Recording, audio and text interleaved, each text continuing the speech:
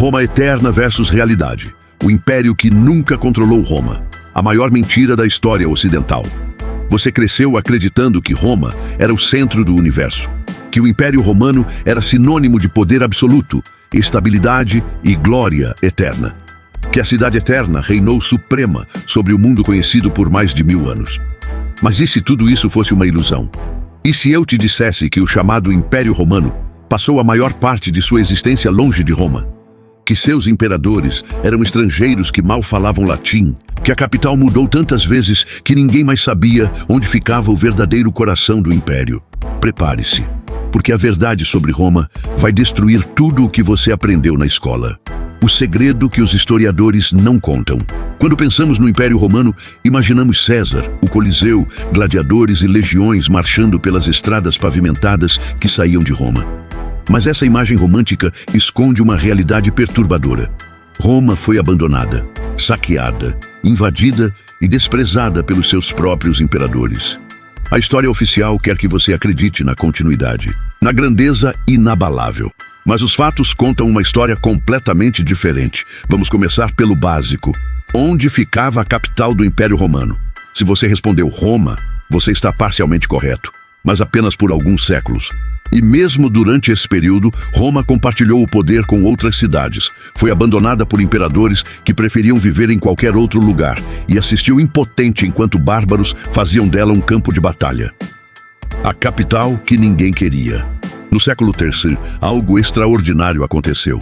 Os imperadores romanos simplesmente pararam de morar em Roma. Diocleciano, que governou de 284 a 305 d.C., estabeleceu a tetrarquia, um sistema onde 4 governantes dividiam o império. E sabe onde ficava Roma nesse arranjo?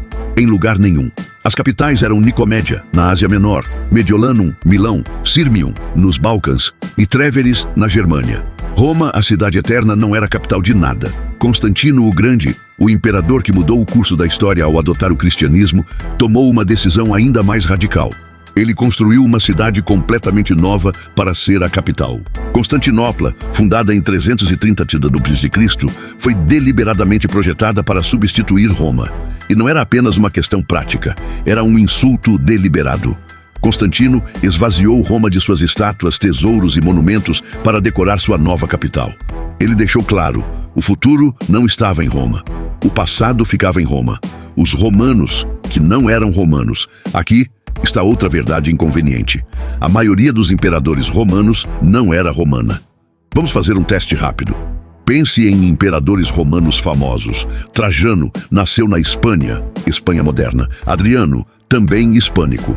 Septímio Severo, africano nascido na Líbia. Filipe, o árabe. Sírio, Diocleciano. Dálmata, Croácia moderna. Constantino, nascido na Sérvia. E isso é apenas o começo. No século III, conhecida como a crise dos imperadores soldados, dezenas de generais se autoproclamaram imperadores. A maioria vinha das províncias mais distantes, Trácia, Ilíria, Síria, África. Roma era governada por estrangeiros que haviam conquistado o título de romano através da força militar, não do sangue. O latim, a língua oficial do império, era cada vez menos falado. No Oriente, onde ficava a verdadeira riqueza e poder, todos falavam grego. Muitos imperadores mal conseguiam se comunicar em latim. Justiniano, um dos imperadores mais importantes de Constantinopla, tinha o latim como segunda língua e se sentia mais confortável em grego. O império que caiu 1000 vezes. Agora vamos para a parte mais controversa. Roma não caiu uma vez em 476 d.C., como dizem os livros de história. Roma caiu repetidamente, foi reconstruída, caiu novamente, e o ciclo se repetiu por séculos. Vamos contar. 410 d.C. Alarico e os visigodos saqueiam Roma pela primeira vez em 800 anos. A cidade é devastada. O choque reverbera por todo o mundo mediterrâneo. 455 d.C. Os vândalos, sim, é daí que vem a palavra vandalismo, saqueiam Roma por 2 semanas. Eles são tão destrutivos que o nome deles se torna sinônimo de destruição gratuita. 476 d.C. Odoacro depõe Rômulo Augusto, o último imperador do Ocidente. Os historiadores adoram chamar isso de queda de Roma, mas a verdade é que Roma já tinha caído muitas vezes antes disso. 546 d.C. Os ostrogodos saqueiam Roma durante a Guerra Gótica. 549 d.C. Roma é saqueada novamente. 552 d.C. E novamente. 846 d.C. Muçulmanos sarracenos saqueiam Roma, incluindo a Basílica de São Pedro. E isso não conta as inúmeras vezes que facções internas, imperadores rivais e senhores da guerra locais transformaram Roma em um campo de batalha. A cada saque, Roma perdia população, riqueza e relevância. No século VI, uma cidade que já teve mais de 1 milhão de habitantes encolheu para menos de 50 mil pessoas. Cabras pastavam no Fórum Romano. Aquedutos estavam quebrados. O Coliseu servia de pedreira para novos edifícios. A grande contradição bíblica. Aqui é onde a coisa fica realmente interessante para quem estuda a Bíblia. O livro do Apocalipse fala sobre a Grande Babilônia, a cidade construída sobre 7 colinas que governaria o mundo e perseguiria os cristãos. Tradicionalmente, essa cidade é identificada como Roma. Mas qual Roma? A Roma do primeiro século, quando João escreveu o Apocalipse, era genuinamente o centro do poder. Mas essa Roma desapareceu. No século IV, o poder estava em Constantinopla. No século V, Roma era apenas uma sombra do que foi. No século VI, era uma vila glorificada, sendo disputada por senhores da guerra góticos. Então, quando falamos do Império Romano profetizado, sobre qual império estamos falando? O Império Pagão que perseguiu cristãos? O Império Cristão de Constantino? O Império do Oriente baseado em Constantinopla?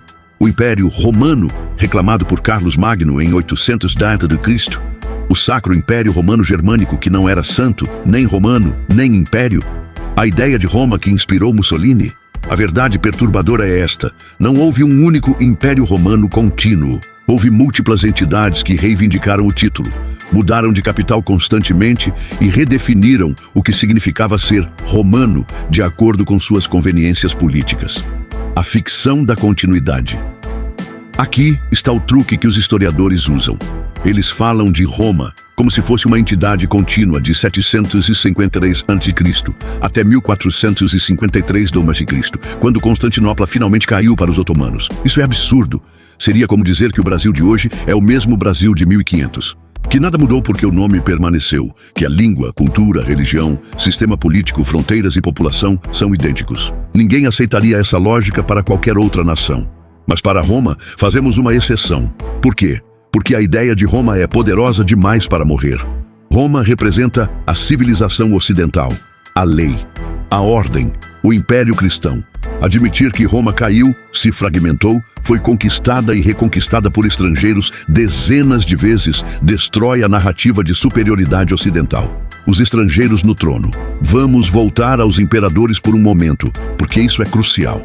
No século V, quem realmente governava o Império Romano do Ocidente?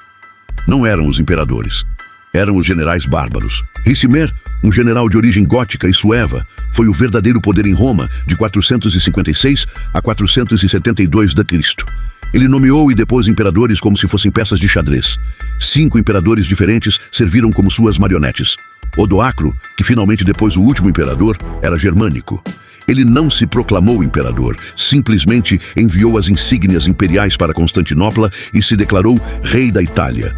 Teodorico o Grande, que governou a Itália depois de Odoacro, era ostrogodo. Ele reinou de Ravenna, não Roma, e tentou fundir a cultura romana com a gótica. Esses homens controlavam Roma, mas não eram romanos. Eles respeitavam a ideia de Roma, mas transformaram seu significado. Roma havia se tornado um conceito, não um lugar. Constantinopla, a verdadeira Roma. Enquanto Roma no Ocidente entrava em colapso, Constantinopla prosperava. Essa cidade, construída por Constantino para ser a nova Roma, tornou-se o que Roma nunca foi, verdadeiramente eterna. Constantinopla resistiu por mais de 1000 anos após a queda do Ocidente. Sobreviveu a cercos árabes, invasões russas, cruzadas e guerras civis. Preservou a cultura clássica, o direito romano e o cristianismo ortodoxo. Se Roma é eterna, então Constantinopla é sua verdadeira encarnação, não a cidade no Tibre. Mas aqui está a ironia. Ninguém chama Constantinopla de Roma. Chamamos de Império Bizantino, um termo inventado séculos depois da queda da cidade. Os próprios bizantinos se chamavam de romanos, Romaioi em grego, até o último dia. Então, qual é a Roma verdadeira? A cidade italiana que caiu repetidamente ou a cidade grega que preservou a identidade romana por um milênio? A lição esquecida. Por que isso importa? Por que devemos nos preocupar com essas distinções históricas? Porque a história de Roma nos ensina que nenhum império é eterno, nenhuma capital é permanente e nenhuma civilização está imune à mudança. Roma não caiu porque era fraca. Caiu porque, 1. Perdeu sua identidade central. Quando todos podiam ser romanos, ninguém mais era romano. 2.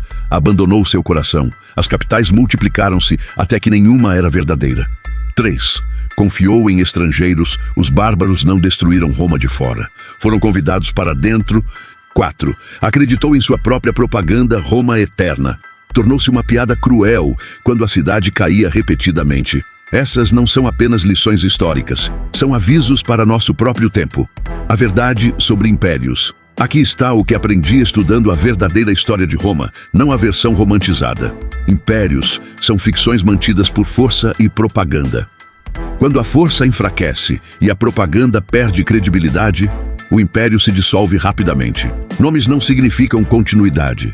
Chamar algo de romano não o torna romano, assim como chamar algo de democrático não o torna democrático. As capitais importam. Quando o poder se afasta do centro tradicional, esse centro perde relevância. Roma aprendeu isso da maneira mais dolorosa. Estrangeiros com novos nomes.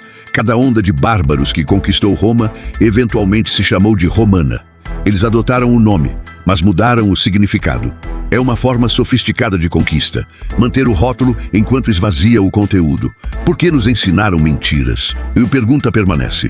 Por que a história oficial insiste na continuidade de Roma quando a evidência mostra fragmentação, colapso e renascimentos múltiplos? A resposta é incômoda. Porque a Igreja Católica e os poderes europeus precisavam da legitimidade que Roma oferecia. O Papa reivindicava a autoridade por estar em Roma. O Sacro Império Romano-Germânico reivindicava a legitimidade por ser romano. Napoleão se coroou para evocar o Império.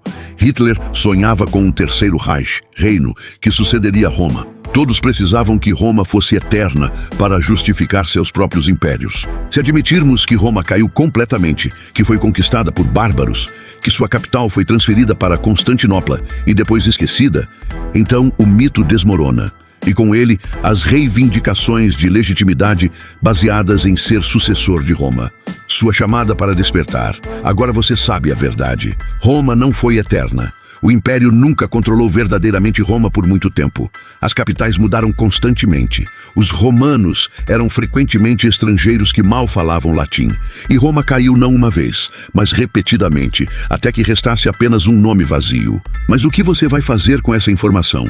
Você pode ignorá-la e voltar para a versão confortável da história. Ou pode começar a questionar outras narrativas que aceitamos sem pensar. Quantas outras verdades históricas são, na verdade, propaganda conveniente? Quantos outros impérios eternos são castelos de areia esperando a próxima onda? Chamada para ação. Não acredite cegamente no que te ensinaram. Questione, pesquise, descubra as verdades inconvenientes. A história real é sempre mais complexa, mais fascinante e mais instrutiva do que os mitos simplificados que aprendemos na escola. Se esta mensagem abriu seus olhos para as mentiras sobre Roma, imagine quantas outras verdades estão escondidas em plain sight, esperando que alguém corajoso o suficiente questione a narrativa oficial. Comece hoje. Pegue um livro de história que você sempre aceitou sem questionar. Procure as contradições, pesquise as fontes primárias, descubra quem escreveu a história oficial e que agenda eles tinham. Você pode descobrir que quase tudo que pensava saber sobre o mundo precisa ser reexaminado. E essa é a jornada mais importante que você pode fazer. Porque no final, a verdadeira pergunta não é: Roma era eterna? A verdadeira pergunta é: que outras mentiras confortáveis eu aceito sem questionar? Comece a questionar hoje. A verdade está esperando por você. Até o próximo vídeo.